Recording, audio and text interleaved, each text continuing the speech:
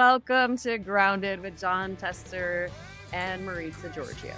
They did it once and they don't take any steps to prevent it from happening again.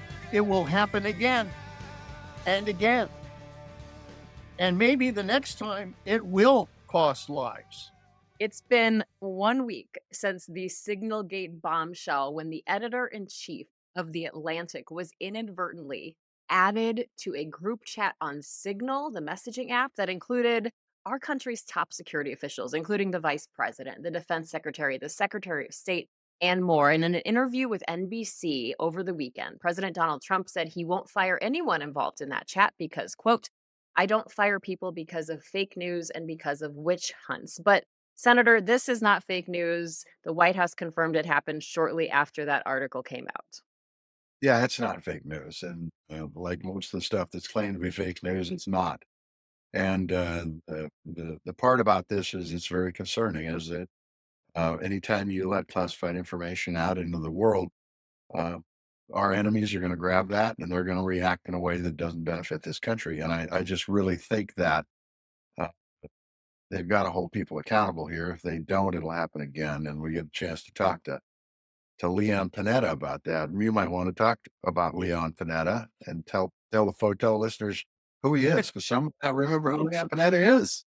I'm sure you recognize the name because I'm pretty sure he's held just about every title in Washington, D.C., aside from maybe president. But let's go through some other headlines first. We want to talk more about that interview that President Trump did with NBC over the weekend because there is a lot to unpack there. First, he told Kristen Welker he's pissed off at Russian President Vladimir Putin. He threatened secondary tariffs on Russian oil if he believes Russia's to blame for not reaching a ceasefire agreement. He said then he's considering secondary tariffs against Iran if they don't agree to a nuclear deal, saying, quote, if they don't make a deal, there will be bombing, and it will be bombing the likes of which they have never seen before. And he also said he won't take military force off the table when it comes to taking control of Greenland. Of course, Greenland's prime minister saying, hey, we don't belong to anyone else. So just a few foreign policy headlines there.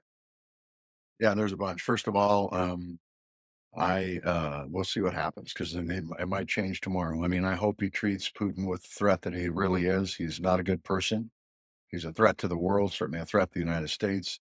And they ought to put the secondary tariffs on Russian oil and every other tariff. This is a place where tariffs make sense until Putin comes around and, first of all, acknowledges that he invaded Ukraine, which, by the way, was a sovereign nation, and that he is at fault and 100% at fault, and allow the Ukrainians to have a democracy, which is what they have now and want to continue.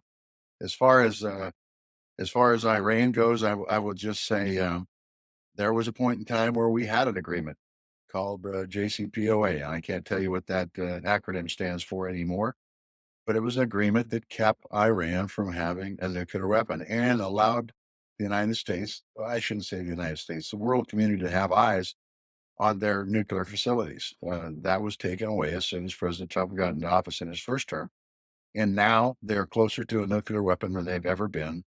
And now we're at a point where instead of being years away, it's months or maybe even weeks. I can't say. I haven't been updated on that in a while, and won't be now that I'm not in the Senate. But the bottom line is that Iran is no different than North Korea, no different China, no different Russia. They bear watching, and we ought to figure out ways which we can keep them from getting a military, a nuclear bomb that they could use for military purposes. And then finally, Greenland. I've got to tell you, this makes no sense to me whatsoever. Greenland is a friend. They allow us to have bases well, a base right now, but we could have multiple ones if we wanted on Greenland. But instead, he's talking about declaring war against an ally. Absolutely insanity. At one point, he's saying, well, we need to end the violence in Ukraine. And the other side is we're going to start a war in Greenland. It doesn't make any sense. And I will tell you, in the end, bullies don't end up being successful. And that's the problem. I happen to live in this country and I want him to be successful, the president. And I just think these actions are not going to contribute to him keeping this country the greatest country in the world. Trump also said he couldn't care less if foreign automakers raise prices because of his 25% tariffs. And he also said that those tariffs are permanent, but then we've also seen him say he's open to killing tariffs if he can cut a deal. Lots of mixed signals, kind of the theme of today's episode. Meanwhile, Trump is calling Wednesday, this Wednesday, Liberation Day, because that's when he plans to roll out all of these promised tariffs. Once again, he's got the tariff thing wrong. The automakers aren't going to raise it 25%. His tariffs are going to raise the cost of automobiles by 25%. And I think vehicles cost enough right now. I can't imagine tacking on another 25% on a 50, 60, or $70,000 vehicle. It adds up being real money. And look, I am not opposed to tariffs, but you got to come in with a plan, and you don't apply them the same to Canada as you do to China or Russia. Canada's our best friend in the world. You ought to work with them. We ought to get an agreement. We've done that before. We need to do it. In fact, President Trump got the last agreement with Canada and Mexico. And for him to come in and do this kind of stuff just goes counter to what agreements are about. You don't get an agreement and then turn around and break it a few years later. It doesn't make any sense. Trump also doubled down on something his advisor, Steve Bannon, said a few weeks ago that we talked about, which is that he's considering a third term in the White House and said there are ways to get around the 22nd Amendment, which prohibit a third term. One avenue would be JD Vance running for office and then passing the role to Trump. He said there are other ways too, and he clarified here he's not joking, as some Republicans have suggested. And then Politico went ahead and published 4 pathways that he could try to pull this off. What are your thoughts? It's very dangerous. I kind of like the way it is now, where a president can serve 2 terms and they're done. And I just think it's a big mistake. And I've heard a lot of my colleagues in the Senate say that they would never allow any president, President Trump or anybody else, to have more than 2 terms. Well, they may be challenged on that, and I hope their backbone holds on this. Okay, and looking ahead this week, we have the Wisconsin Supreme Court election on Tuesday. Now, this has gained a lot of national attention as the court could decide if that state redraws its congressional districts that could impact the Republican majority in the US House. We know that is a very competitive state. Elon Musk has been campaigning for the conservative candidate. He held a rally on Sunday where he actually gave away $1 million each to 2 people, even after some claimed it was an illegal move to bribe voters. Either way, though, Senator, spending on both sides in this state Supreme Court race expected to hit $100 million. Chump change. The race in Montana, the Senate race, was over $288 million. The tickets are still not coming in. Now, the truth is we've seen the president politicize the military with the firing of C.Q. Brown. We have seen for a number of cycles now people want to politicize our courts. I think it's a big mistake, and this is further politicizing it. And I just don't think it makes good sense, and I don't think it's good for our court system. But we are where we are, and we'll see what happens. But it does speak to the fact that we need campaign finance reform in this country.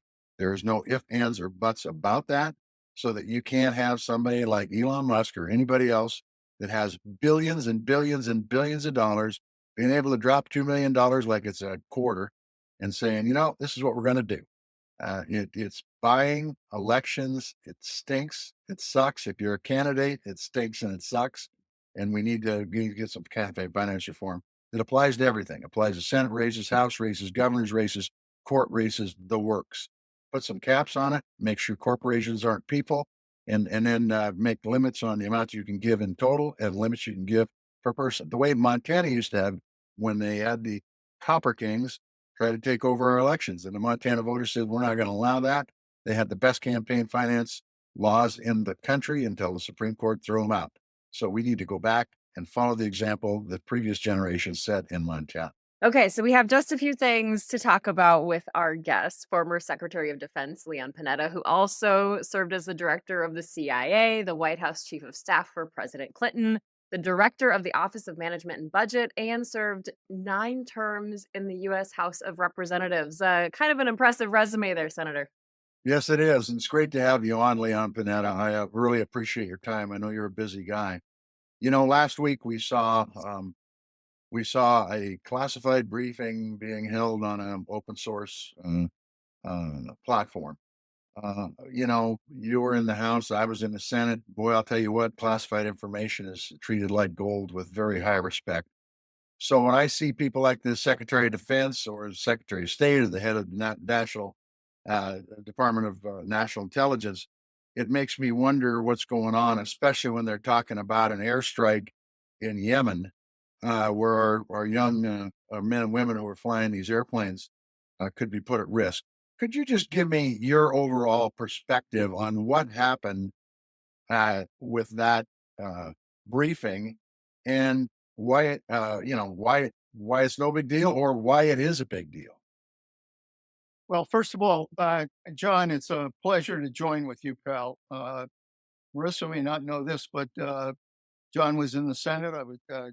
I had various executive positions, and I worked very closely with John on a number of issues. And he was always somebody who was not only knowledgeable, but always was a straight shooter. And I thank you, John, for the service you provided this country.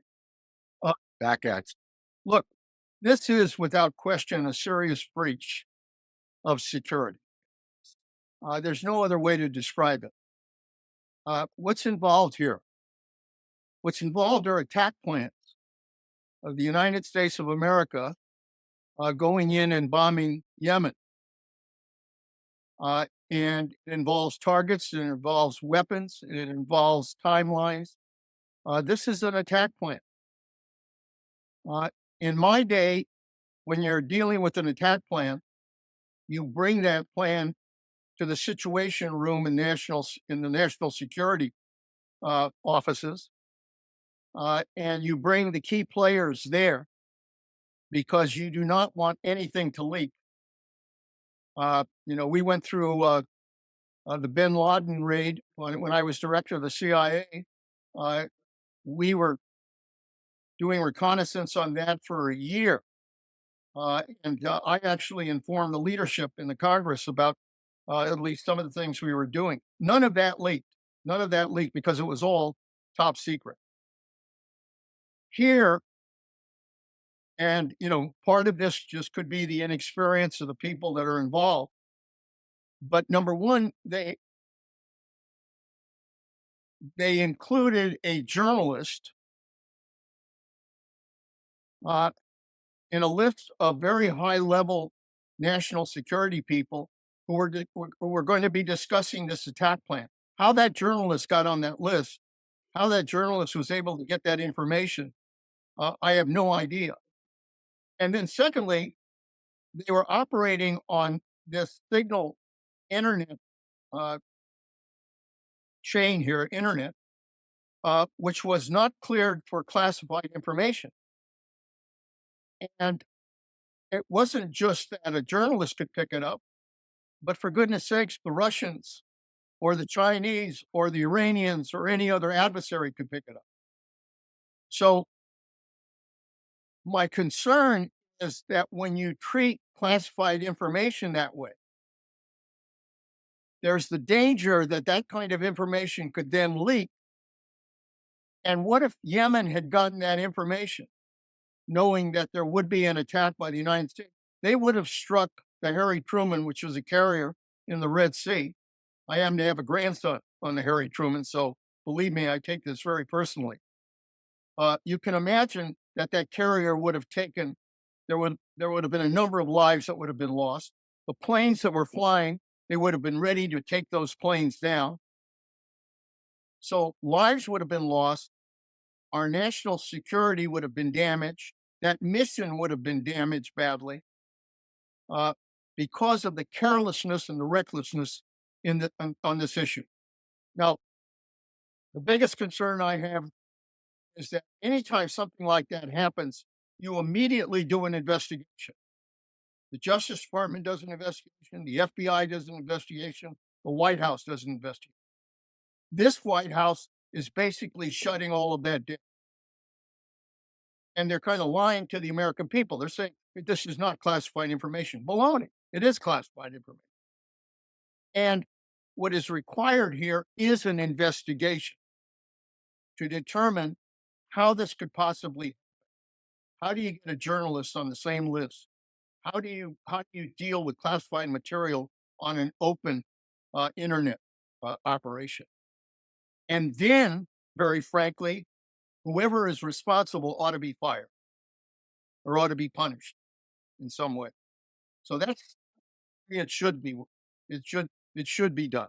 And I'm really disappointed that this White House is trying to ignore their responsibility because frankly, our allies, I mean, we exchange classified information with our allies every day, getting sensitive information from them. They're going to be careful not to give that information to the United States because they're going to be worried that it might leak. That's a really good point. Secretary, I'm so glad that your grandson and everyone he's serving with is okay. It adds an extra layer of anger to this, I'm sure, for you. As you're talking about the White House kind of brushing this aside. I mean, we just heard the White House press secretary just today on Monday basically say this is case closed as far as they're concerned. The president himself is calling it fake news and a witch hunt, after they confirmed that this was real, that this was not fake news. And then over the weekend, I mean, we saw Senator Mark Wayne Mullen say, there's no classified information, no specific information on geography was included, and they're trying to basically tamp this down. So my question for you is, with all of this happening and these comments saying this isn't really that big of a deal, what should we as citizens be doing to say this is a big deal and we want an investigation into this? What can people do to put pressure on? Well, the White House is saying it's closed. My response to that is the hell it's closed because this involved classified information that was now leaked to the public. That constitutes a security breach. You don't do that with top secret information. You don't do that with classified information. So, what I would say is if the White House is not going to conduct an investigation, then the Congress, Republicans and Democrats, I know on the Armed Services Committee, both Chairman Wicker of Armed Services as well as his ranking member uh, have asked for you know, uh, the individual at the Defense Department to conduct an investigation. I'd be worried about that because they fired most of the people that used to do that kind of thing. Uh, I think the Congress has to appoint a task force, with the Intelligence Committee, with the Armed Services Committee, give it subpoena powers, and let it conduct an investigation if the White House won't conduct an investigation so that we can get to the truth. I think the American people are entitled to the truth of what happened here. The other thing that I would bring up, because the president is saying, well, this is just a political witch hunt and there nobody did anything wrong. It was a classified information. If you read the articles that have been out, if you read the information that was conveyed, it was classified information. And I think if they don't do the things that you recommend they do, Leon, about getting to the bottom of it, I think it happens again. I think and it happened again and again. And then that was a successful mission that happened. There's no doubt about it. Nobody got hurt on our side, and they hit the targets they needed to hit. But I'm telling you what, these dudes, they're looking for any angle to get into our backyard. And if they can, they will. And so the accountability issue becomes huge in this because we're talking about our American service members who put their lives on the line every single day. Well, let me just add, I think President Trump made a comment that he was pissed off at Putin.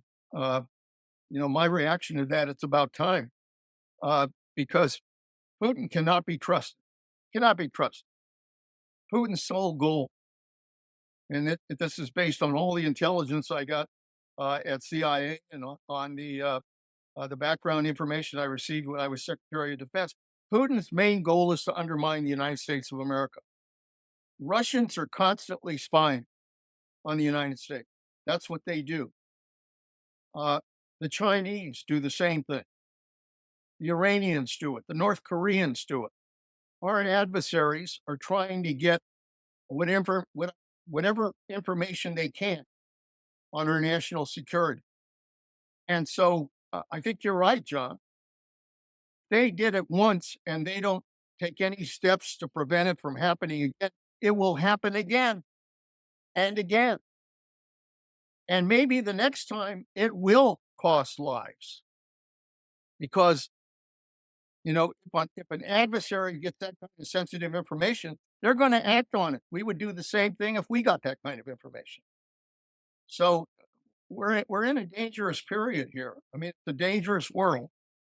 Uh, and if the United States doesn't shape up here, if the people in Washington don't shape up and understand that they're dealing with fire, and you got sensitive intelligence, by the way, that intelligence doesn't just fall out of the sky. That intelligence is based on agents and sources and technology that is very sensitive, that goes out there and is able to develop sources for this information.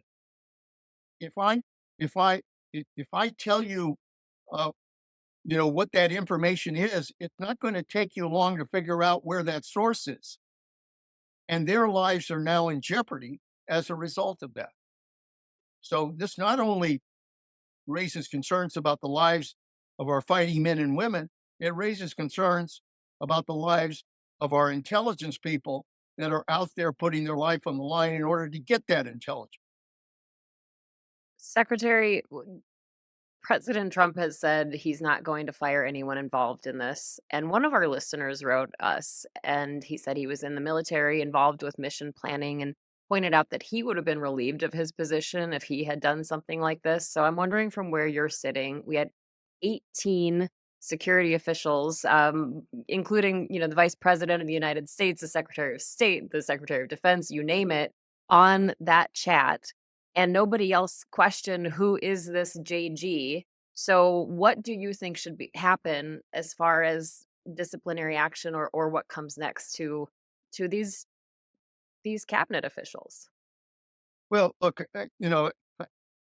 I think if you look at United States national security policy going back to World War II, there isn't a president, Democrat or Republican, in these last 80 years that would not have taken the step of demanding an investigation on that kind of security breach. The Congress would have demanded it, but more importantly, the president would have demanded that there be an investigation. And I, I think that to now have a president and a secretary of defense and others who are basically stonewalling this issue and trying to pretend that nothing really happened, it is essentially lying to the American people. It's lying to the American people. And for goodness sakes, why not take the responsibility of finding out exactly what happened? How could this happen? And making sure that it never happens again. Making sure it never happens again. That's why we elect people to those jobs, is to make sure they protect our national security. Every day I woke up as director of the CIA and secretary of defense, I told myself that my primary responsibility is to keep the American people safe. And that's their job. And if they leak highly classified information, they are jeopardizing American lives. I've got one more here for you. And you were Secretary of Defense, Chairman of the Chiefs of Staff is a very, very important person when it comes to military action. It is curious to me that nobody was on that call from the military. There were no 4 stars, no chairman of the Joint Chiefs of Staff, nobody. And General C.Q. Brown was fired for political reasons, I guess, and installed a political person in his spot as chairman of the Joint Chiefs. When you had his Department of Defense secretary or head of the CIA or any of these, is it common to have a bunch of folks and none of them are active military on the call when you're talking about classified information on military activities? John, that's why, I look at what's happening and just can't believe the level of sloppiness that's involved here. in discussing these plans. Uh, Look, when I was secretary and we were talking about a military mission, I would bring the chairman of the Joint Chiefs of Staff with me, and the president would want him with me.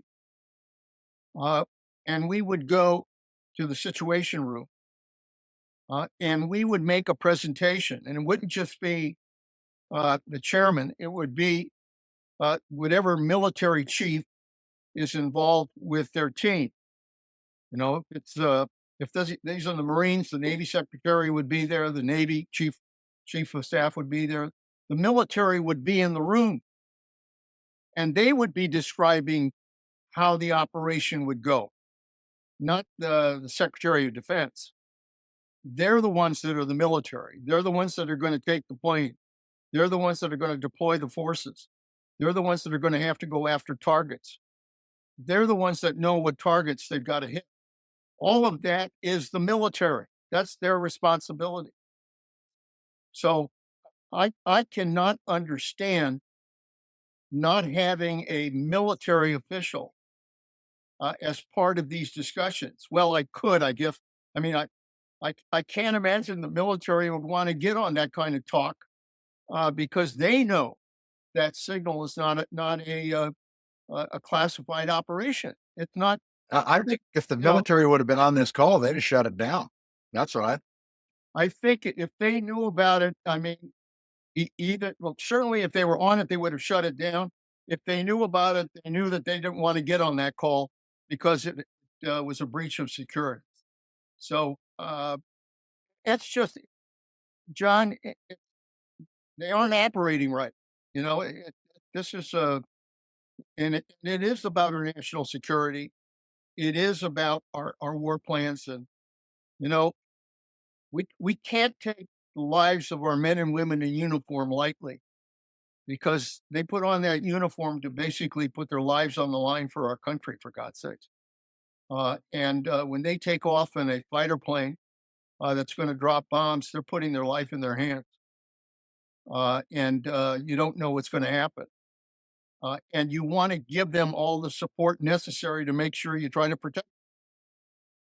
So when you're having this kind of careless conversation over an open network about targets, about weapons, about timing, I mean, to have the Secretary of Defense say, "Oh no, none of this was classified." Are you kidding me? You're talking about the timing for an attack. Tell me tell me that's not classified. I mean, that's crazy. So I don't know. It's worrisome because if they don't take any steps to correct this, then I think, John, you're absolutely right.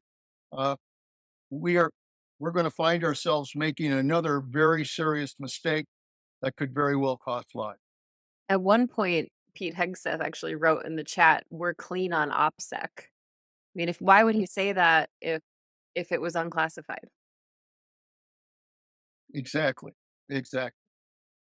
You know, I don't know that he's very well qualified to be Secretary of Defense, but he did serve in the military. He must have known what classified information was all about. Uh, he's just handling this carelessly as a Secretary of Defense, and I'll tell you, it sends a terrible signal to others under your command that they they can be equally careless in the way they do things. That's the message. I have more than a couple questions for you. I think Senator might jump in here with maybe one or two more. But you worked, Secretary, you worked for Richard Nixon. You worked in the Clinton White House. Those are two presidents that had public scandals associated with them. How, in your mind, does this stack up when we look back on history, this Signal Gate? Well, I think every president goes through some kind of scandal, but what happens under every presidency is that the matter is not closed. Nobody says it's closed. Uh, on Watergate, nobody said it's closed. particularly, I mean, this was Republicans and Democrats did the investigation on Watergate. And it was Barry Goldwater who went down to the White House and told the president he had to resign. That's a Republican senator who said that. And even in the Clinton administration, there were special consuls all over the place investigating every aspect of issues that were raised. Uh, and that was the case. I mean, when I was director of the CIA, I had a group of officers who were going to meet with what we were told was a spy who could lead us to Bin Laden, and we set up a meeting in Afghanistan. And what turned out when this guy showed up was that he was a double spy, and he set off a suicide myth, and it killed 7 of our officers.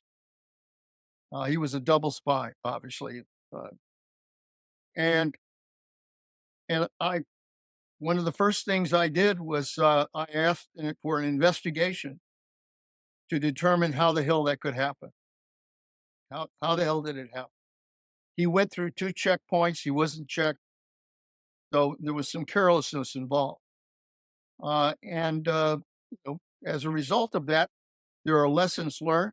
There are people who get punished, uh, and that's what you do. That's what you do. Uh, and that's what this administration has to do. They've got to be able to have the courage to stand up and take responsibility. I mean, I give credit to Walt, who was the national security advisor, who said that he is responsible for it. I mean, that takes guts, particularly in this crowd. Uh, so, we need people who are stand-up people who have the courage to be able to acknowledge when mistakes are made. As John knows, one of the worst things in Washington is to have anybody admit any mistake at all.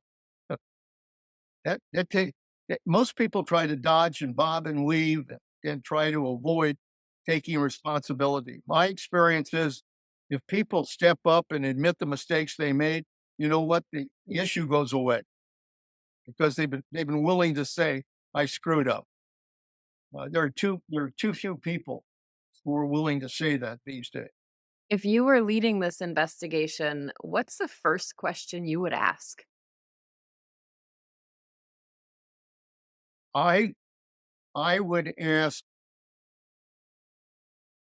when when were you asked? I assume the president, because after all, in the end, this is about the president ordering the attack, not set Hegseth or anybody else. President. When did the president direct that these attack plans be prepared? Where would they be prepared? When was the president briefed on those attack plans? Because you notice the president wasn't part of this discussion. And in the end, at least the way I used to operate, is I needed an order from the president of the United States to be able to deploy forces uh, into an attack. Where was the president on this? And did he actually give an order on it? Because that would be another serious problem if that didn't happen. Uh, and then I'd say, I want to know from the military just exactly what went into the planning and what is the procedure to deal with handling that. We had a process in my day, which is it's held, it's classified, it's top secret.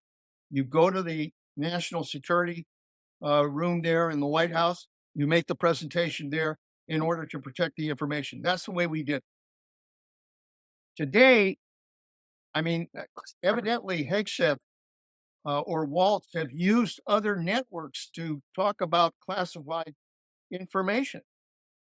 So I don't know just exactly what is their process, what's their procedure to be able to protect top secret information. I'm not sure they know what that procedure. And that's what you need to find out. And then you need to find out who was responsible for adding the name of a journalist to this list. Was it Waltz because he sent the wrong signal off his cell phone, or was it a staff member who screwed up? That can make a difference. And the same thing with Hegseth. Did he join this thing on his own, or was there staff that set it up? How did that happen? And were they aware of the fact that they were dealing with classified material on an unclassified net? So there's lots of questions to ask for an investigation to find out exactly what happened. But it's in the interest of the president. It's in the interest of the administration. It's in the interest of national security to not be afraid to do a full investigation and then to take action against those who are responsible for screwing up. And I don't personally think the administration, in fact, he's already said it, is going to do any more in this. I don't think we can count on the Oh justice no, to do their job. they're running as fast as they can from And this. so who really needs to step up is Congress, and they have yet to step up in the last 2.5 months. They're AWOL, No, that's right. and they You're right. step up to get the kind of questions answered like you just asked. Well, it's part of their job. That's right, John. I really think that a task force between the Intelligence Committee and the Armed Services Committee, that they ought to put together a task force with the specific responsibility to investigate this issue. And it ought to be both Democrats and Republicans working together. Absolutely. Uh, so that's going to happen because I'm not sure we're going to get to the bottom of this until we do something like that. I would agree. We'll pivot here because one of our listeners wanted us to ask you your thoughts about Iran. We have this new headline that President Trump is now threatening Iran with bombing the likes of which they've never seen if they don't commit to a new nuclear deal. So do you see a diplomatic way or path out of this? Yes. Well, look, the one problem, it's a big problem, is that he doesn't like to work with our allies. He gradually withdraws from our alliances, whether it's NATO or other alliances that we have, and he doesn't like to deal with our allies.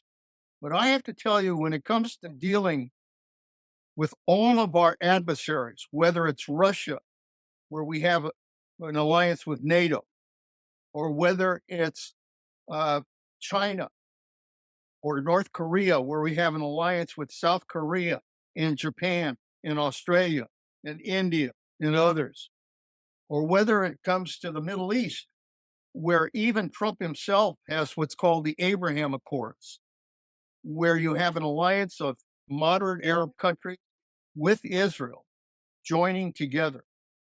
Wherever you face a serious adversary, you need to have an alliance so that when Trump is dealing with Iran, it isn't just Trump. It's Trump plus France and Great Britain and Germany and even Russia was part of our discussions with Iran.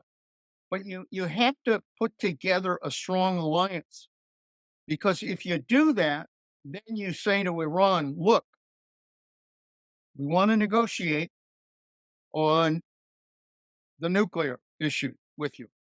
It isn't just Trump, but it's all of those other countries. And they make clear that if Iran goes ahead and builds a nuclear weapon, that they will strike. That's the issue. It isn't just bombing Iran because they won't negotiate. It's bombing them if they truly move forward to build a nuclear weapon. I mean, Obama promised that we would bomb Iran if they did that. Biden promised we would bomb Iran if they did that. Trump has to promise Iran that if they build a nuclear weapon, that we will act to make sure that they cannot have that kind of weapon in the Middle East. So there are ways to deal with this. It's just that Trump very frankly, and it's happening with these tariffs and what have you. He just develops a way of approaching this that raises questions about whether he's serious or not, or whether he wants to negotiate, or what exactly is his strategy. I don't know what the hell his strategy is. What does he want to achieve?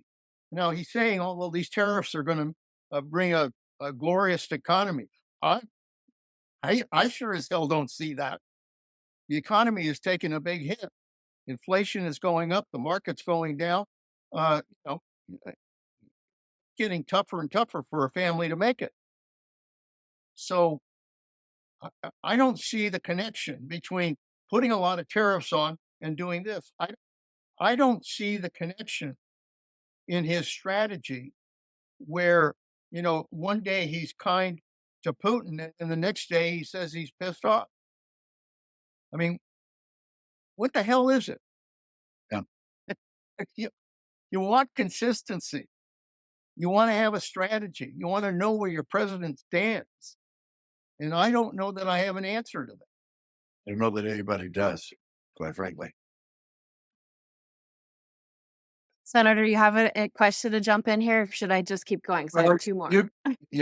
I know you've got a lot, Marie. So you can. I think Leon's laid it out pretty clear. Yeah, well, there's just so much to talk about, Secretary Panetta, and I don't know how you stay on top of all the headlines. I have a hard time staying on top of all the headlines. There's always something more. One person told me they wanted to know your thoughts as we're talking about foreign policy here and diplomacy on kind of the optics of what happened in Greenland.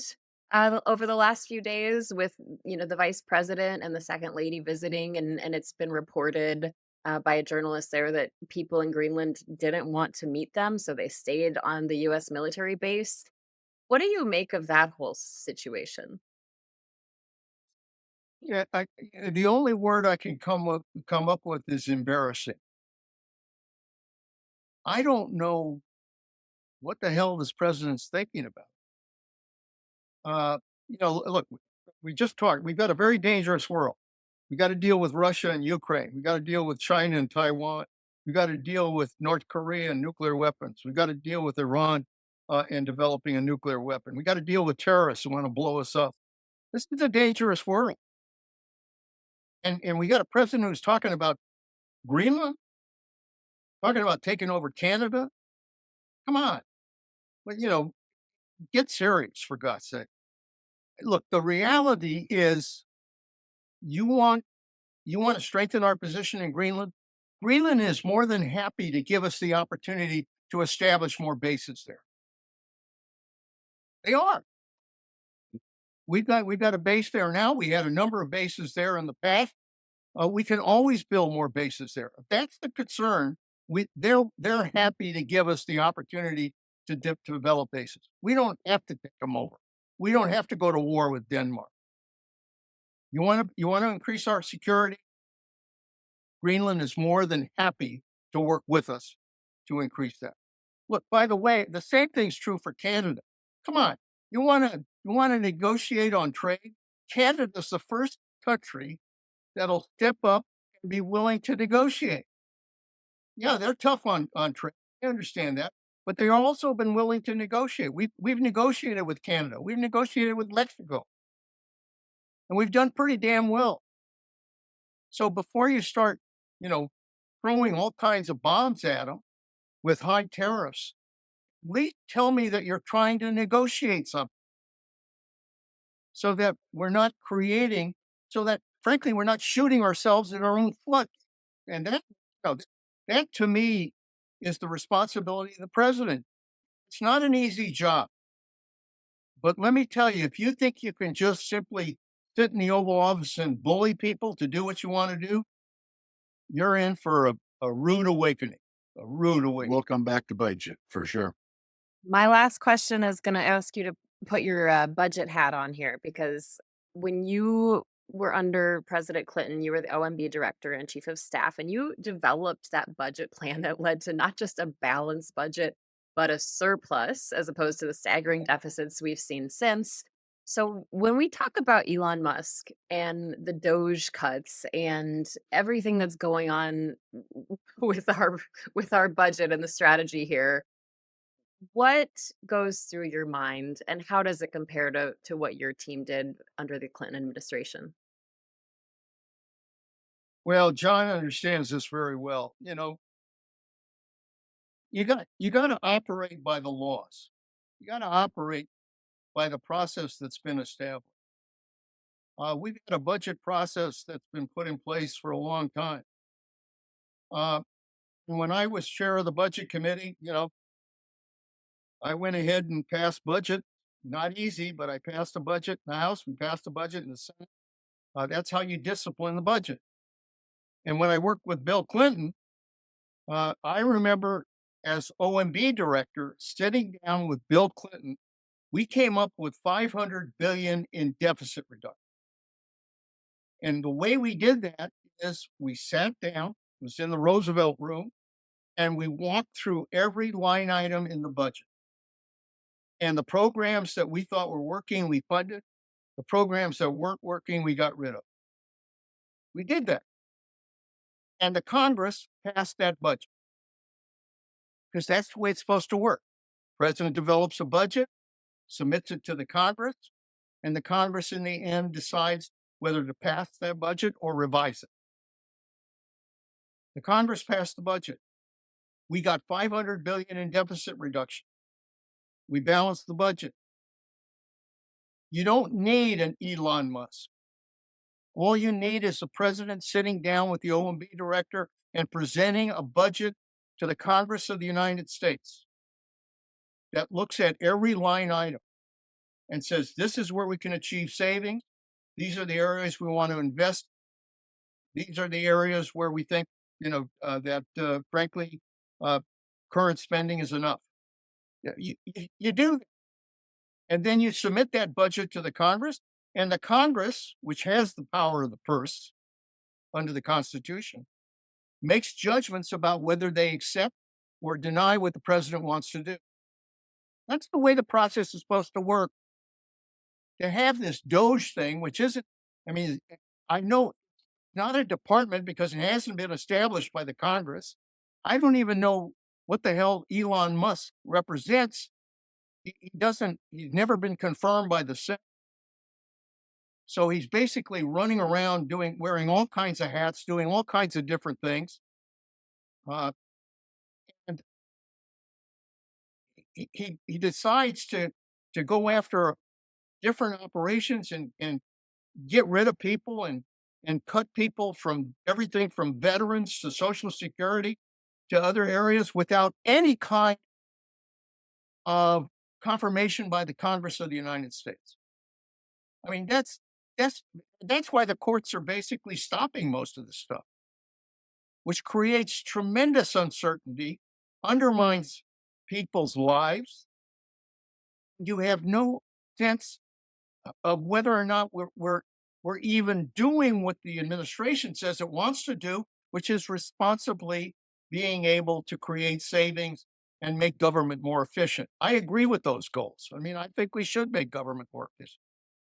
But I believe you have to follow the law. Pretty basic. You got to follow the law, follow the budget process, and do it the right way. Right now, it's chaos. And I think we're paying a real price for it because I don't think in the end, you're going to find out that we haven't really made a lot of savings.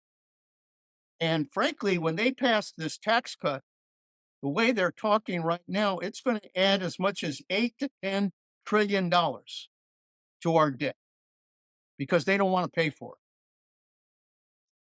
So in the end, our debt's going to go up. And the likelihood is that the courts are going to find a lot of what they did was unconstitutional. So it's not a good situation right now. Just go back and follow the budget law. Do what you're supposed to do, work with the Congress, and do it right. That's a fact. Three co-equal branches of government, and Congress plays a big role in this. And if you want to be king or you want to be a dictator or whatever, that's how you do it. Congress needs to step up, though. The truth is, I think Congress has ceded too much of their power to the executive branch already, and it's time for them to get off their ducks and start doing their job. That's right, John. That's right. They're a third and they're a co-equal branch Yep. of the government. You know what? Our forefathers, when they designed our Constitution, they did not want power to reside in any one branch of government. They didn't want a king.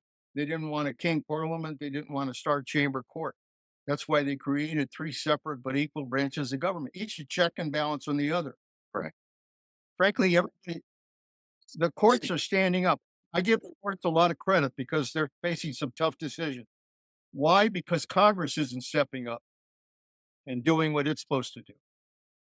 So we need to have our system of checks and balances work in our democracy because that's how we protect our democracy.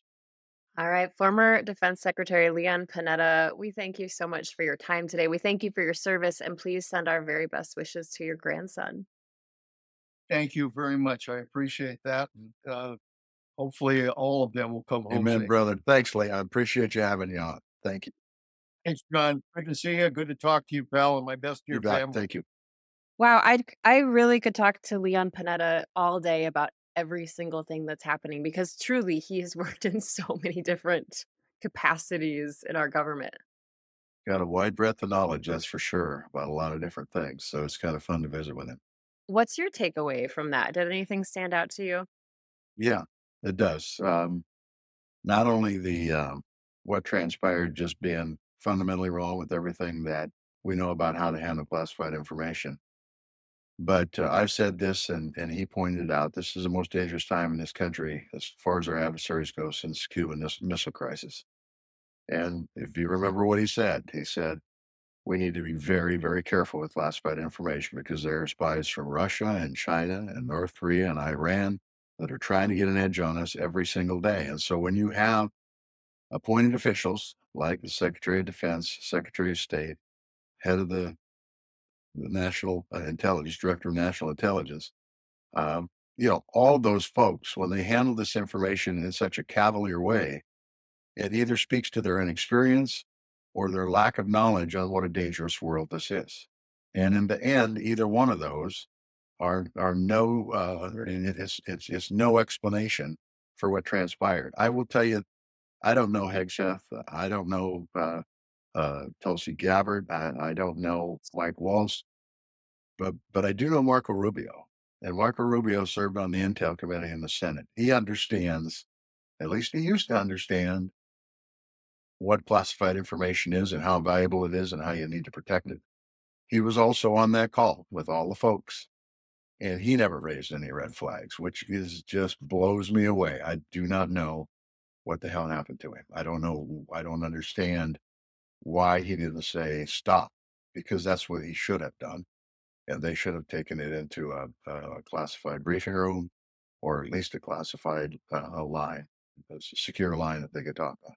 It kind of it spells out this broader picture. We talk about national security. Think about the TikTok debate and the outrage over that app that so many people use. And the thing that we didn't talk about with Secretary Panetta was that there was a warning from the Defense Department warning about this specific app. And so it just blows my mind that, I understand if maybe one person overlooks it or a couple people, but to not have one person say, hey, we should move this off signal. We should move this off signal. And to have the details that were released a few days after the initial article in the Atlantic and going over each step of that attack, was that typed out individually on a cell phone? Was that copied and pasted and from where? I mean, there are so many questions here and he laid out so many questions that I hadn't even thought of myself. So it's going to be fascinating to see how this unfolds. As I said before, and he agreed with it, if they do not hold people accountable for this, it will happen again. And they may not be as lucky next time. Because quite honestly, our friends and our foes saw this happen.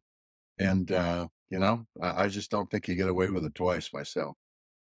Do you think, Senator, I mean, if you look in your crystal ball, do you see this leading to something? Because when we talk about a joint investigation, I just keep thinking about the J6 committee Yeah. and how that was labeled a hoax and Yeah. a witch hunt and everything. The buzzwords that the president's already using about this. Well, look, I have no faith in Congress right now because they haven't showed me that they're willing to step up. I mean, Wicker did say some things that were critical. There's a few others who said things that are critical, but I have seen no action because they're afraid of the executive branch. And as I've said before, I love serving in the U.S. Senate. It was a great honor, but it ain't the best job I ever had. And those folks are sent there to do a job, and they're not doing their job. And their job is to hold the other branches of government accountable, and they're not doing it. I think we maybe should have changed the title of our podcast because I think we talk about Congress doing its job every single week. Yeah. Well, one of these days they'll do it, and we'll be able to say we got can't talk about that issue anymore. And I hope. Okay, tell me what your hat. I can't even see. Maybe my eyes are going bad too, along with my memory. What does your hat say? I can't. So should Oh, LCS 15 Billings. Littoral Combat Ship 15. It's the USS Billings. It's called it's Littoral Combat Ship 15. It's the one that my wife is the sponsor of. And I figured since we were talking about military today, that I'd talk about our sailors that serve on the USS Billings, and that's why. I Yeah, like it. I got a lot of hell for saying M son last week. you should. You should. I mean, you absolutely should. You know? Yeah, you're right. That was an embarrassing moment. I mean, it's not Yeah, going I to be the mean, last embarrassing moment for me, I'm positive, but it was one. that's correct. Well, it's a great university. It happens to have the best diesel mechanic school in the state of Montana, and does a lot of other good things with training teachers, and it's really an important part of our university system. Let's just put it that way.